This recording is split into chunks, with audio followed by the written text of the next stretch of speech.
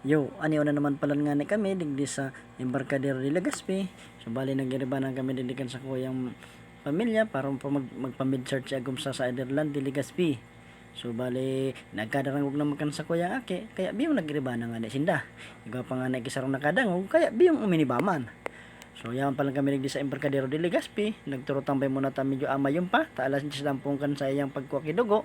Ta mahiling da sa indakan halos taon-taon sinda kan pig-arugan sa kumpanya. Natural po yan. Ta mahiling kung may hilang sinda o da eh. Yan. Ilingon ni doon gayon kan Legazpi oh. Magayon na din tanawin. Uy, uy, uy, uy. May nahiling na tuloy. Dahil na nga niya ako kanya nagtutukan sa pagkamera. Ta ba numadag po kita ni Mrs.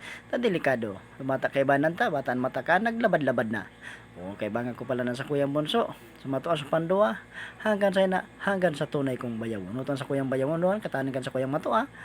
Yan. Magayuno ng nini ko. Lay. Yan.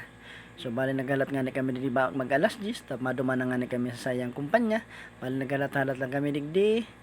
Tanga na makapag-relax man lamang oh magayon digdi oh halos puro banggi kun magdigdi ka kun haran ni sana magayon magpurpasyar digdi daron mo digdi sa imong bawal babayi. Salamat.